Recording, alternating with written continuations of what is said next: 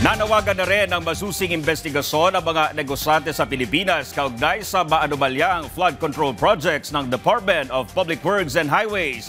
Yan ang ulat ni Denise Osorio. Umaalma na rin ang business sector matapos ang sunod-sunod na pagsambulat ng mga anomalya sa mga proyekto ng Department of Public Works and Highways.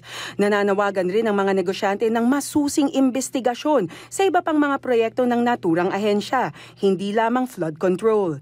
Giit ng Philippine Chamber of Commerce and Industry at ng Makati Business Club, dapat repasuhin ang lahat ng proyekto ng DPWH para masigurong sulit ang buwis ng mga Pilipino. Wake-up call lang ito sa ito sa public works, sa flood. Wake-up call kasi obvious na obvious. Talagang nagagalit ang tao dahil. Pero yung mga hindi natin napapansin, yun ang palagay ko, dapat tignan din. Giit ni Ortiz Luis Jr., bagamat hindi trabaho ng business sector ang pagbabantay sa national budget, napilitan silang makialam para matiyak na napupunta sa makabuluhang proyekto ang kaban ng bayan. Issue ng mga red tape, yung mga irregularity ng policies, napasukan niyang, alam sa buong mundo, yung irregularity na yan sa budget. So kung ikaw yung investor, pipili ka, pupunta ka ba rin sa Pilipinas na hindi? Binigyang diin naman ng Makati Business Club, dapat gamitin ang budget ng DPWH para makapagbigay ng trabaho at mag-angat ng kabuhayan. When you have a scenario where these expenditures are being lost to corruption, then it's not having that effect. It's not getting more jobs for Filipinos. It's not increasing the incomes of the poorest sector.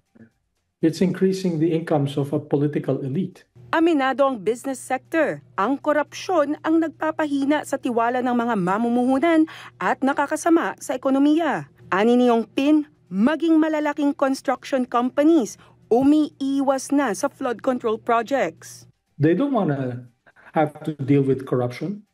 I'm talking about specifically, DMCI, EEI, Megawide, these big guys, these big players who have integrity.